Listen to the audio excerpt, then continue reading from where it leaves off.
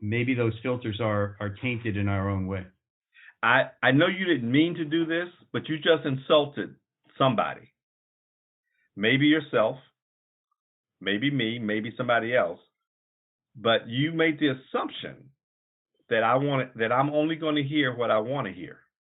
I was globally insulting everybody then, because it wasn't pointed at any one person. It was just pointed at the fact that we choose to hear what we want to hear. No, yeah, that you said it again. We don't choose to hear. Some of us actually are willing to hear what we don't want to hear. Some of us are actually shocked when we hear something we don't want to hear. And just like you, that's why I say you insulted yourself, because I know that you don't do that. When you hear what you don't want to hear, you first say to yourself, I didn't expect to hear that. I'm not quite sure I like what I just heard, but I'm not just going to dismiss it. I'm going to lean in and figure out, why did you just say what you just said? Or is this true, what I just heard? Or isn't it? Before I dismiss it, now I grant you that a lot of people now actually don't want to hear what they haven't heard before. That's why we're doing the Courageous Conversations. Thank you. That's exactly where I was hoping you would take this. You know, I get that. But that doesn't mean that everybody is like that. And what we're trying to do is to promote more people to consider the things that make them uncomfortable before they dismiss it.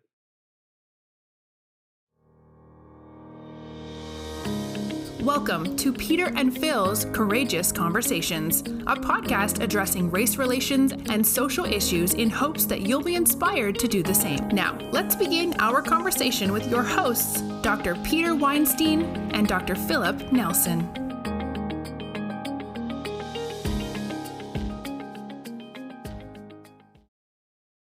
Thank you for joining Peter and Phil's Courageous Conversation. This episode is entitled, Where Do You Get Your News? Please enjoy and share. I don't know if it was on CNN or MSNBC last night, but they interviewed, or they had a discussion with a new member of the House of Representatives. And I don't recall which state she was from. But this goes on to the urgency and maybe just the lack of awareness discussion. The Breonna Taylor mask? Exactly. She was wearing the Breonna Taylor mask, and she was in shock by the number of Republican representatives who called her Breonna and apparently did not know the significance of Breonna Taylor or the mask. Right. Or the name. Yeah. And the name and the incidents. Yeah. And to me, in this day and age, with the amount of news that's out there, and to hold an elected position representing your area, region, state, to not know the news, that's scary and uncomfortable. Well, when I saw that incident, and by the way, I appreciate your bringing it up. First of all, I was impressed by the representative that brought it up, but she was so flabbergasted, so struck by the apparent absurdity that these people didn't recognize she was wearing a mask, giving honor to somebody.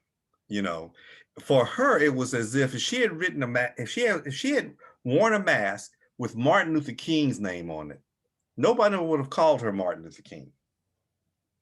You know, or if she had worn a mask with Queen Victoria on it, nobody would have called her. They would have assumed that for some reason she was giving homage to Queen Victoria.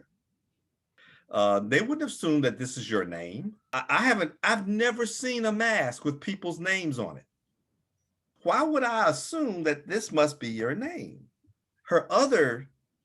And she tried to articulate this, but she couldn't because she was so flabbergasted by it. Her other issue was, and you said this yourself, these are elected leaders. Why don't they recognize this name? And you were just as amazed and just as disappointed. I'm not disappointed, and I'm definitely not amazed because of what we've been talking about. The result of the loss of trust in our institution of the press has resulted in us getting our news from different channels. Now, if you think about where most Republicans get their news, especially most ardent Republicans, I'm not going to say radical or anything else, just ardent Republicans, the ones that write on Next Door Neighbor, where do you get your news from? They may have mentioned Breonna's name at the top of the broadcast when they talked about the shooting, when they talked about the trial, when they talked about the verdict, when they talk about the protests. They may have mentioned her name once in each of their broadcasts, but that's it. And so if I'm sitting there listening to Fox News, I got to be pretty wrapped in it to remember who the person is. You So know, do you think if she had a mask that said George Floyd, they would have called her George? no, but that doesn't mean they would have recognized who George was either. True. But my point is that that's the kind of understanding of the problems we need in our legislature. So for me, I'm concerned not just about the Republicans, but her. I'm concerned that she doesn't understand why they didn't recognize the name. I'm concerned that she has a superficial disappointment that they didn't recognize the name instead of a deeper understanding of the problems we have in our communications system in this nation. And now both of them are up there trying to solve problems. And one of the things they're going to have to solve is, where are you going to get your news from? This is the problem now. We have now developed different hymnals. Yes. In the news. Yes. I mean, now we have different religions within the news. Good. And now we're arguing about the religions. We're not arguing about the news anymore. We're arguing about what religion said that. Who's your pastor? Yeah, who's your pastor? Exactly. Pastor Anderson Cooper, Pastor Rachel Maddow, Pastor Chris Cuomo, Pastor Hannity. And so I just can't read the Bible and tell you what I believe, because what I believe has been tainted by Rachel Maddow. And therefore I can't trust your logic. And the same thing's happening in the courts. We've got 3 versions of the Constitution going on now. We got a version of the Constitution that says, I know what the founders meant to say. We got a version of the Constitution that says, I know what the words are saying. And we got another version that says, I know what the words mean. It is interesting to use the Constitution, but you could use the Old Testament or the New Testament and the different interpretations. Do you go by the word, or do you go by the interpretation of the word? And do you go by the literal meaning of the word, or do you go by the intent of the word? Yes. What was the meaning of the apple in the Garden of Eden? Yeah. Was it just an apple? Was it just an apple? Was it a real snake? Yeah. Or was it a person that had a viper-like personality? It's true. I guess it depends on how you were raised. And I mean, you've mentioned how the history books in the South were edited. Yeah. And, comparatively to the history books in the North. And if a kid went to 4th grade in Mississippi and 6th grade in New York, he probably got 2 different histories that he has to now reconcile as to what's the truth, what's the facts. The benefit of information is you have information. The drawback to information is there's just way too much of it that you now have to filter. I mean, the amount of information that is coming our way that we're being fed on a daily basis is the entire lifetime of what somebody in the 1700s had to deal with. Yeah, but so what? We all have our burdens to bear. And honestly, the amount of information we have access to was supposed to be a good thing, based on the fact that back in the 1700s, they didn't have enough, and they were making decisions. They were making a lot of assumptions and a lot of jumps to conclusions. The amount of information we're getting now is bad for you and me because we're not used to sifting through that kind of information. Whereas my granddaughter, who is 8 years old, is much better at it. There's somebody I heard quoted saying that we've got a glut of information, but we're starved of knowledge. Yeah. Well, I think we're starved of reason. Yes. Which is the intermediate between information and knowledge. Somebody's got to go through the information and filter it. The pores on the filter are not that's going to keep rice out. It might keep out penne pasta, but we've got to get a higher resolution filtration devices. But if we individually choose the filter, we will choose what we want to hear and not necessarily get all of the correct knowledge that comes out. We all have filters, but maybe those filters are tainted in our own way. I know you didn't mean to do this, but you just insulted somebody. Maybe yourself, maybe me, maybe somebody else. But you made the assumption that I'm only going to hear what I want to hear. I was globally insulting everybody then, because it wasn't pointed at any one person. It was just pointed at the fact that we choose to hear what we want to hear. No, that you said it again. We don't choose to hear. Some of us actually are willing to hear what we don't want to hear. Some of us are actually shocked when we hear something we don't want to hear. And just like you, that's why I say you insulted yourself, because I know that you don't do that. When you hear what you don't want to hear, you first say to yourself, I didn't expect to hear that. I'm not quite sure I like what I just heard, but I'm not just going to dismiss it. I'm going to lean in and figure out, why did you just say what you just said? Or is this true, what I just heard? Or isn't it? Before I dismiss it, now I grant you that a lot of people now actually don't want to hear what they haven't heard before. That's why we're doing the Courageous Conversations. Thank you. That's exactly where I was hoping you would take this.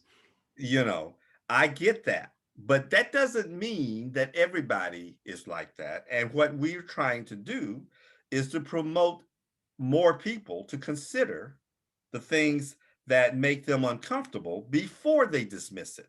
It always amazes me how people get on these chat lines with a formed opinion,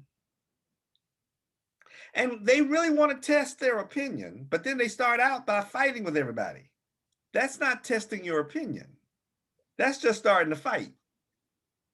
If you're not willing to remodel your opinion, if you're not willing to reanalyze your opinion, if you're not willing to throw your opinion up there and let other people turn it, tear it up, and defend it as best you can without attacking the other person, then you might find that you have no defense for your opinion, or that your opinion might be just slightly off, or that your opinion might be ill-informed, or your opinion might not be fully informed. There are a range of things, and for some reason, we are afraid to find fault of any kind in our logic. Okay, I want to go back to Breonna Taylor then on that note. Why do you think that representative wore the mask? I think she wore the mask to protect herself.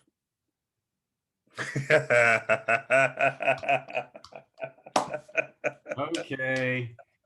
Let's edit that, Nicole. Why do you think that representative wore a mask besides protecting herself, but with the name Breonna Taylor on it? I think she wore it to remind people that this was important for her, that she wore it in homage of Breonna, and she wore it to give the message that one of the reasons I'm here is to help address some of the institutional obstacles that made this name famous. I want it to be clear that I'm here to strike down institutional racism in any way I can, but particularly in those ways that resulted in the death of this woman.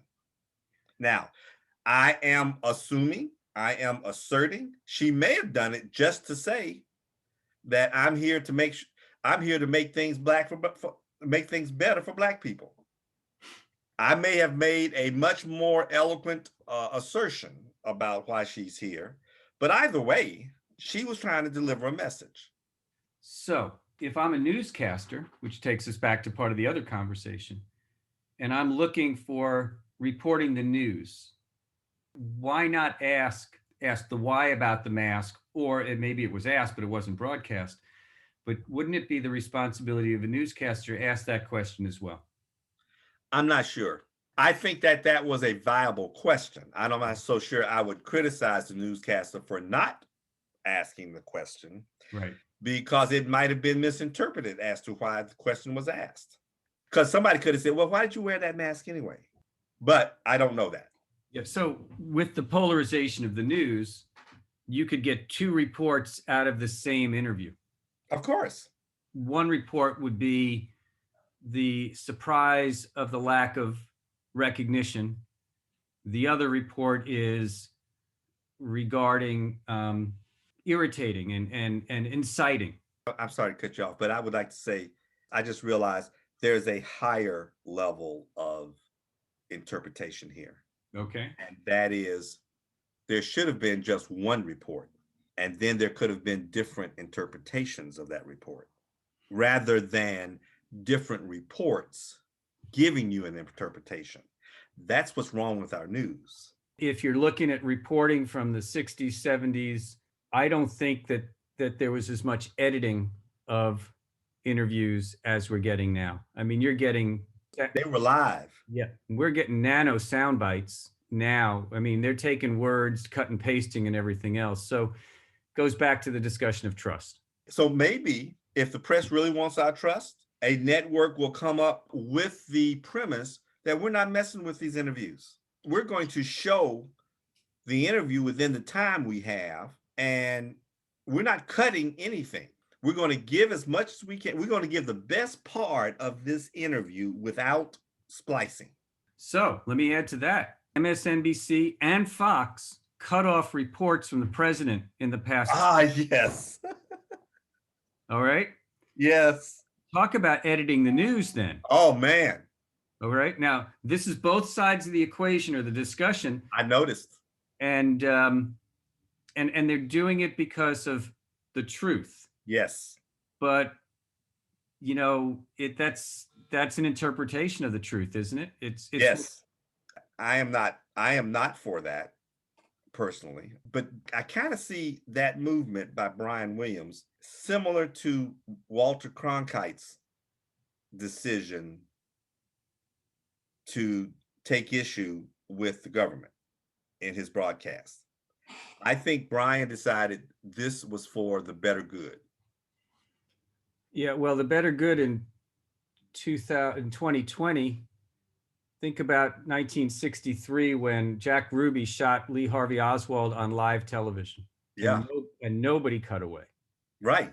You know, nobody cut away from the towers dropping down either. Exactly. And I don't think that they would have cut away from that. This was a political statement that they cut away from, not an act of carnage, an act of violence, or a historical replication, a transmission of a historical act. I don't think they're the same. Well, I guess it's still reporting news. If Nixon got up there, and I'm sure he did at some point in time, say nothing, he had nothing to do with Watergate, you know, and all the facts showed the other way, they didn't cut him off. But also didn't film him every time he said it either. No, and part of, again, this goes to the glut of information. Yeah. Getting, and which angle the camera's coming from and whose microphone is on. There is another tangent to that discussion. Okay. Why is that any different than Twitter saying, okay, I'm sorry, we're pulling your Twitter down because that was absolutely wrong? Yeah, well, again, what do we need? Do we want, who are the editors? Right. You know, shouldn't people be able to edit their own? So let me ask you this. Is it Twitter's fault, Brian's fault, the Fox correspondent's fault, or Trump's fault that you have to police his language? I think it's the fault of the audience not being able to, and this is going to go back to a conversation I had. I believe a lot of it has to do with the audience's inability to filter out fact from fiction. So it's our public education's fault. Part of it. Okay. I believe you have touched on the group that has the larger blame. I would say parents in public education and Twitter actually is doing what they were doing for business reasons because Trump was getting them in trouble. You only have to be called in front of Congress once or twice. Well, and you know, when MSNBC cut off, you just go to CNN if you want to see what the rest of the story is. Yeah. Fox, and the same thing with when Fox cut off. So it's not for lack of resources from that standpoint. And guess what? I didn't want to know. Yeah, well, actually, I did kind of say, what did he say? What was he? What did she? But then I thought I was getting angry the whole time she was talking, so I really didn't want to know. I think that's where we are, and I'm not suggesting that the House of Representative individuals who didn't recognize Breonna Taylor are racist. I'm not suggesting that they are uneducated or undereducated. I am just disappointed that the global information that we have out there, maybe because it's so much, is not fully absorbed by those people in positions of power.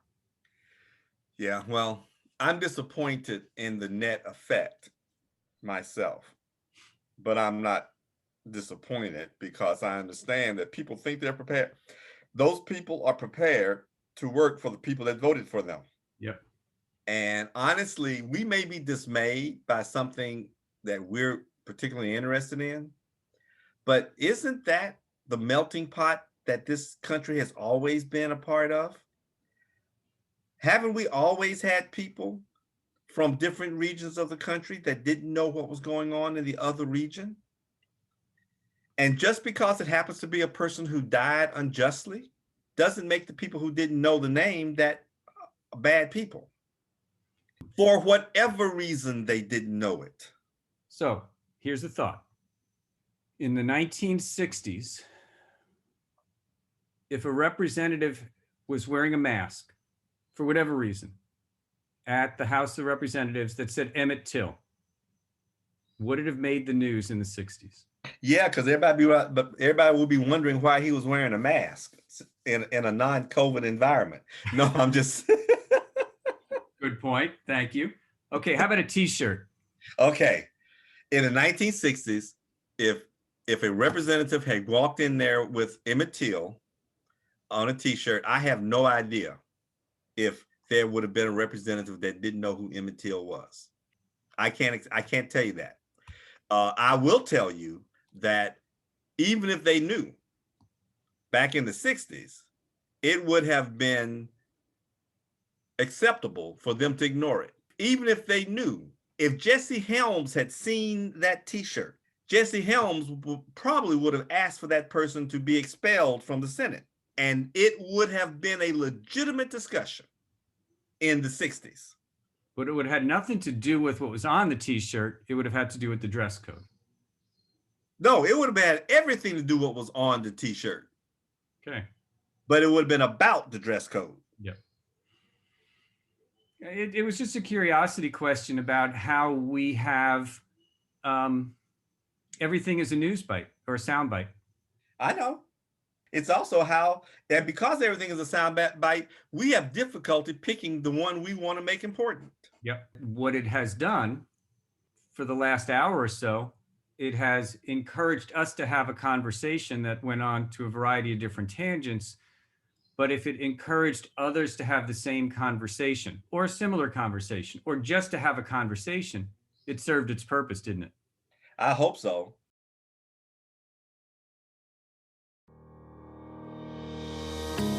Thank you for joining us for another courageous conversation. Be sure to follow us and check back next week for more.